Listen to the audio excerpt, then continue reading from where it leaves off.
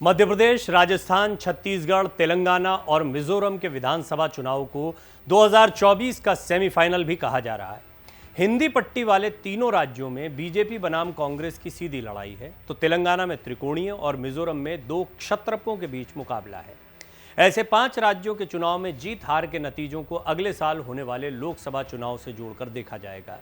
2014 और 2019 की जीत के बाद पीएम मोदी 2024 में एक बार फिर लोकसभा चुनाव जीतकर सत्ता की हैट्रिक लगाना चाहते हैं। इसका सारा दारोमदार 5 राज्यों के चुनाव के नतीजों पर टिका हुआ है, क्योंकि इसके नतीजे कहीं ना कहीं 2024 के नतीजों को प्रभावित कर सकते हैं। आमतौर पर ऐसा हुआ नहीं है। पिछली बार भी ये देखा गया था कि विधानसभा चुनाव में वर्डिक्ट कुछ और था जनता का, लेकिन लोकसभा चुनाव में माहौल बिल्कुल अलग था।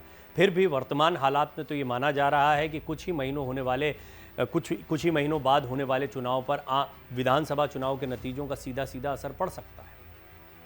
मध्य प्रदेश, राजस्थान, छत्तीसगढ़, तेलंगाना और मिजोरम में विधानसभा चुनाव का ऐलान हो गया है, जहां अगले महीने अलग अलग तारीखों में मतदान होगा। देश में लोकसभा की कुल 545 सीटें हैं, जिसमें से 83 सीटें इन 5 ही राज्यों में हैं। इनमें से फिलहाल 65 सीटों पर बीजेपी के सांसद काबिज हैं, यानी करीब 78% सीटें बीजेपी के पास हैं। वहीं कांग्रेस के पास महज 4 सीटें हैं। ऐसे में बीजेपी के लिए 2024 में इन सीटों का नंबर बढ़ाना और बचाए रखना दोनों ही अहम है। इसीलिए विधानसभा चुनाव में जीत हासिल करने से बीजेपी का हौसला तो बढ़ेगा ही, साथ ही उस आधार पर 2024 का सियासी पिच भी तैयार करने में मदद मिलेगी। राजस्थान की बात करें तो यहाँ लोकसभा की 25 सीटें हैं, जिसमें से 24 सीटों पर बीजेपी का कब्जा है। 2019 के लोकसभा चुनाव से एक साल पहले यहाँ हुए विधानसभा चुनाव में 200 सीटों में से 100 सीटों पर कांग्रेस ने जीत हासिल की थी, जबकि बीजेपी 73 सीटें जीतने में कामयाब रही थी। कांग्रेस ने बीएसपी और निर्दलीय विधायकों की मदद से सरकार बनाई, लेकिन एक साल बाद ही हुए लोकसभा चुनाव में बीजेपी ने कांग्रेस का सफाया कर दिया था। बीजेपी ने 2019 का लोकसभा चुनाव हनुमान बेनीवाल की पार्टी के साथ मिलकर लड़ा था और क्लीन स्वीप किया था। बीजेपी ने 24 सीटें अपने नाम कर ली थी और एक सीट उसकी सहयोगी आरएलपी के प्रमुख हनुमान बेनीवाल नागौर से जीते थे। कांग्रेस खाली हाथ रह गई थी। सीएम अशोक गहलोत जिस तरह से अपनी योजनाओं के साथ चुनावी रण में उतरे हैं और वसुंधरा राजे खेमा जिस तरह से बागी रुख अपना रखा है, उससे बीजेपी की चिंता बढ़ गई है।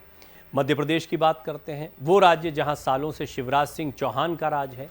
हालांकि अब 2018 के विधानसभा चुनाव में कांग्रेस 15 साल के बाद सत्ता में लौटी, लेकिन 15 महीने में ही सरकार गिर गई और एक बार फिर शिवराज सिंह चौहान की ही ताजपोशी हुई। बीजेपी के मजबूत गढ़ माने जाने वाले इस राज्य में लोकसभा की 29 सीटें हैं। 2019 के लोकसभा चुनाव में बीजेपी ने इनमें से 28 सीटें जीती थी और कांग्रेस को महज 1 सीट मिली थी।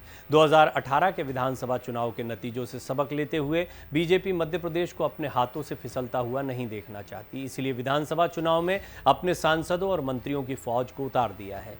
छत्तीसगढ़ में लोकसभा की 11 सीटें हैं। 2019 के लोकसभा चुनाव में बीजेपी ने यहां से 9 सीटें अपने नाम की। हालांकि 2018 के विधानसभा चुनाव में 15 सालों से लगातार सत्ता पर काबिज रमन सिंह की सरकार को कांग्रेस ने बेदखल कर दिया था। 90 विधानसभा सीटों में से कांग्रेस ने 68 पर शानदार जीत हासिल की थी और बीजेपी को महज 15 सीटों से संतोष करना पड़ा था। लेकिन एक साल बाद ही हुए लोकसभा चुनाव में बीजेपी ने हार का बदला ले लिया। 5 साल के बाद अब छत्तीसगढ़ की स्थिति काफ़ी अलग है और कांग्रेस पूरी तरह से सत्ता में वापसी की उम्मीदें लगाए हुए है, जिसके चलते बीजेपी के लिए विधानसभा चुनाव जीतना आसान नहीं होगा। तेलंगाना की 119 विधानसभा सीटों में से बीजेपी के पास भले ही 3 विधायक हैं, लेकिन 17 सांसदों वाले इस राज्य में उसके 4 सांसद भी हैं। 2019 के लोकसभा चुनाव में बीजेपी के खाते में 4 सीटें, कांग्रेस के पास 3 सीटें, बीआरएस को 9 और अन्य को 1 सीट पर जीत मिली थी। तेलंगाना के विधानसभा चुनाव में मुकाबला तो कांग्रेस और बीआरएस के बीच है, लेकिन बीजेपी इसे त्रिकोणीय बनाने में जुटी है। बीजेपी इस बात को जानती है, लोकसभा के लिए अपनी जमीन तैयार करने के लिए विधानसभा चुनाव की जंग को फतेह करना कितना अहम है। मिजोरम की भी बात कर लेते हैं। यहाँ सिर्फ एक लोकसभा सीट है। 2019 में ये सीट सत्ताधारी मिजो नेशनल फ्रंट ने जीती थी। मिजोरम के पिछले विधानसभा चुनाव के ट्रेंड को देखें तो यहाँ हमेशा मुख्य मुकाबला कांग्रेस और मिजो नेशनल फ्रंट के बीच रहा है। पिछले विधानसभा चुनाव में 40 सीटों वाले इस प्रदेश में एमएनएफ को 26, कांग्रेस को 5, जोरम पीपुल्स फ्रंट को 8 और बीजेपी को 1 सीट मिली थी। इस बार एमएनएफ और जेपीएफ के बीच सीधा मुकाबला माना जा रहा है। बीजेपी ने 5 राज्यों के विधानसभा चुनाव में राज्य के किसी नेता के भरोसे नहीं, बल्कि पीएम मोदी के नाम और चेहरे के सहारे मैदान में उतरने का फैसला लिया। नरेंद्र मोदी की लोकप्रियता भुनाने की रणनीति बीजेपी ने बनाई है। इसीलिए लोकसभा चुनाव से पहले हो रहे इन 5 राज्यों के विधानसभा चुनाव पीएम मोदी के लिए पहला ट्रायल रन साबित हो सकते हैं। इस बार बीजेपी बिना किसी चेहरे के जिस तरह से उतरी है, उससे ये चुनाव मोदी की लोकप्रियता की भी अग्नि परीक्षा होगी।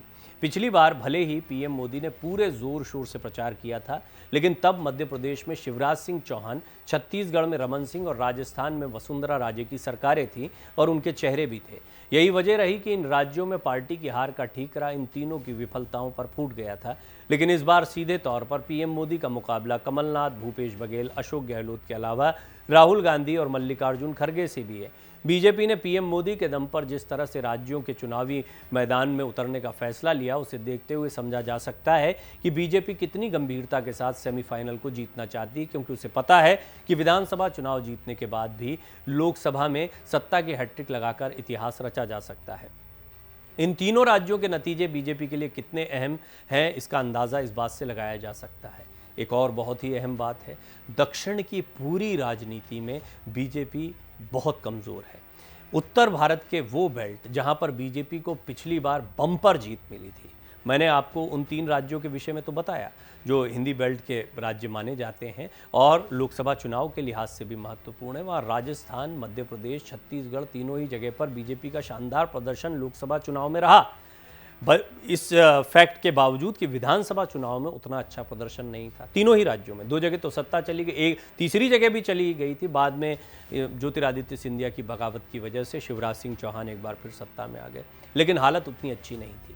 लेकिन जब बात लोकसभा चुनाव की आई तो लोगों ने प्रधानमंत्री मोदी के चेहरे पर दांव चला। उन्होंने उन्हीं को सबसे लोकप्रिय चेहरा माना। शायद ये भी एक स्ट्रैटेजी हो सकती है कि प्रधानमंत्री मोदी के चेहरे पर ही विधानसभा चुनाव भी लड़ा जा रहा है, पहली चीज़।